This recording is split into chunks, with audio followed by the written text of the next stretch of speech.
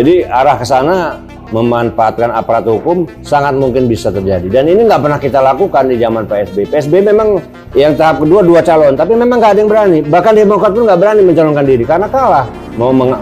Dahlan Iskan mau ngelawan Pak Jokowi waktu itu kalah. Kalau sekarang misalkan yang disiapkan Puan Maharani, nggak kan semua orang berani ngelawan Puan Maharani. Tapi kalau ditangkap-tangkapin pimpinan partainya diancam, nah itu yang nggak boleh ya. Itu yang nggak boleh.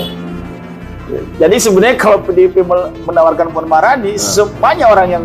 Oh iya, kalau PDIP menawarkan Puan Maharani, hanya satu yang bisa membuat Puan Maharani menang. Semua ditangkapin aja. Gitu lah. Iya itu kan. Nih saya silakan aja mau dimuat lah. SBY bukan orang sembarangan. Informasinya, kualitasnya dia cek satu persatu. Dia sudah ketemu dengan seluruh pimpinan partai kecuali PDIP. Semua mengeluh. Dia sudah mendengar langsung skenario dua pasang. Lalu dia melakukan pengecekan pada orang yang mendengar langsung dari mulutnya Pak Presiden. Pak Presiden hanya mau 2 calon. Kenapa 2 calon Pak Presiden? Kan ada Anies, ada Ganjar. Oh, Anies kan sebentar lagi masuk penjara. Terus partai-partai lain yang di KIB Peskal kalau nggak nurut ya tinggal masuk penjara aja itu. Jahat bukan? Jahat.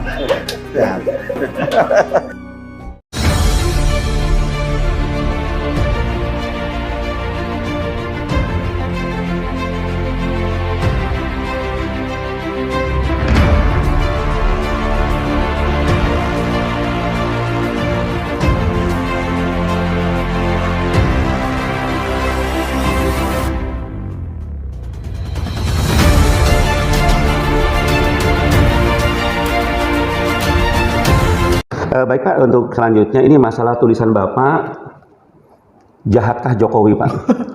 Jahatkah Jokowi? Barangkali ada inspirasi dari mana Bapak membuat judul ini Pak? Boleh Pak? Dari Andi Arief Pak. Oh, Andi Arief ya. Jadi ada viral Pak, itu di mana-mana video Andi Arief yang sebenarnya kemungkinan menderivasi dari pernyataan SBY. Andi Arief ini kan kader Demokrat, gitu kan. SBY pernah menyatakan bahwa ada desain di pemilu 2024 hanya ada 2 pasang, gitu kan, yang kemudian ditentang lah oleh SBY, dan ini digaungkan kembali oleh Andi Arief, gitu kan, bahwa ada desain bahwa nanti diupayakan pasangan calon hanya 2, sehingga diduga atau memang dengan 2 pasang itu siapapun yang menang adalah pihak yang berkepentingan, gitu ya. Kalau dikaitkan di sini ya istana lah, gitu, atau oligarki lah. Maka bisa saja, gitu kan, pasangan itu yang dua-duanya masih dalam kendali, kan. Nah, ketika itu muncul, gitu kan, bagaimana dengan Anies Baswedan dan Ganjar, gitu kan. Nah, konon menurut Andi Arief, ketika disebut soal Anies, kan Anies akan dipenjara, gitu kan. Jadi tetap dibuat 2 pasang, gitu. Nah, kalau itu benar, maka, gitu kan, menurut Andi Arief mah jahat bukan, kan begitu. Ya, kemudian saya buat judul, gitu kan. Masih tanda tanya ya Pak ya? Tanda tanya. Artinya apa? Kalau memang itu benar, jahat. Jahat. Satu, merusak demokrasi, gitu kan, merusak demokrasi atau membuat kuasi demokrasi, gitu ya, demokrasi yang palsu, pura-pura, gitu kan. Artinya di dalamnya ada kecurangan, gitu. Kalau ada desain dan desain itu didukung oleh berbagai faktor kekuatan, baik uang maupun kekuasaan, gitu kan, maka akan terjadi kecurangan, gitu. Nah, kecurangan ini adalah mengkhianati proses demokrasi, rakyat dibohongi, kan gitu, jahat, gitu. Atau yang kedua, ketika ada kandidat yang potensial, gitu, seperti Anies Baswedan, gitu, yang kelihatannya secara psikopolitis dukungannya bagus, gitu kan, tapi dia harus hilangkan supaya tidak bisa menjadi kandidat gitu kan, bahasanya tadi penjara ya, melalui proses yang sedang dijalankan seperti sekarang. Iya. Untuk KPK lah, cari ini cari itu gitu kan orang bisa menduga-duga jangan-jangan iya gitu kan. Iya. Akhirnya Anies ditersangkakan. Nah maka desain tadi benar. Iya. Nah kalau ini terjadi itu jahat Pak, Iya. gitu sih saya katakan dalam tanda tanya, tapi akan menjadi tanda seru gitu kalau memang itu benar. Iya, Tapi iya. kalau nggak benar ya tetaplah tanda tanya. Iya. Mudah-mudahan tidak seperti itu. Pak, orang macam SBY itu kan menurut saya Pak ya, itu tidak mungkin melontarkan asbun lah. Iya. Tidak mungkin. Pasti mereka punya backup data-data segala macam, dan momen menyampaikannya juga pasti hati-hatilah seperti itu ya. Iya. Yang kedua Pak, dilihat dari berbagai macam pengalaman ya Pak ya, baik di 2014 2019 memang pihak istana lah itu memang sudah terbukti melakukan kecurangan-kecurangan. Jadi sebenarnya kekhawatiran itu sebenarnya masuk akal ya Pak ya, masuk akal. Tapi di sini yang bereaksi keras PDIP. Nah, menurut Bapak itu pernyataan SBY Pak, itu apakah asbun ataukah memang? Ya, kalau saya mungkin yang termasuk itu ada benar. Dia memiliki bukti-bukti gitu. Saya kira sebagai mantan presiden, kan mantan presiden itu Pak Lagi SBY. jenderal ya Pak ya? Kemudian jenderal, kemudian juga pernah jadi menteri gitu kan.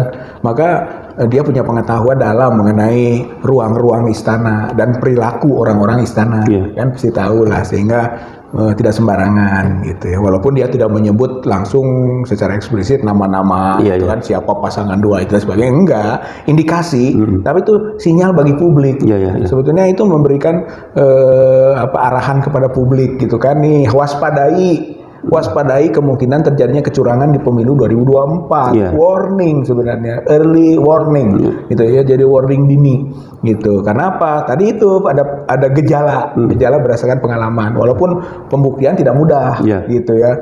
Yang namanya politik, kecurangan politik itu tidak mudah dibuktikan secara hukum, apalagi hukumnya menjadi alat perpanjangan politik gitu kan, jadi pasti sulit. Nah, seperti misalnya nanti kan ada, kalaupun curang ataupun angka-angka yang dimanipulasi kan masuk ke MK. MK kan periksa, tapi orang akhirnya ragu juga, MK ini siapa? Gitu kan, jangan MK ini orang istana, kenapa MK diperpanjang masa jabatannya gitu kan, sampai MK 2019 adalah MK 2024. Belum hubungan keluarga, dulu ketua MK katanya tidak boleh merangkap, tapi sampai sekarang masih, katanya diberi waktu 9 bulan, nah seterusnya lah. Akhirnya ini MK itu bener enggak gitu kan, Mahkamah Konstitusi atau Mahkamah Keluarga gitu kan, atau Mahkamah Konspirasi gitu ya, banyak lah akhirnya plesetan-plesetannya. Jadi memang ini Pak, masyarakat sebenarnya sudah tidak percaya lagi Pak ya dengan kejujuran dari KPU lah. Tapi indikator-indikator kan yang sampai sekarang juga dari pihak pemerintah masih ngeyel. Pertama Mbak, ini Pak tentang presiden threshold 20% tidak mau diturunkan. Kemudian tadi kalau misalkan kenapa harus 2 pasang, juga kan orang curiga gitu ya. Curiga, apalagi sekarang misalkan KPU-nya juga disetting, kemudian MK-nya disetting. Jadi memang kecurigaan itu seperti makin mengarah kepada seperti benar ini Pak ya.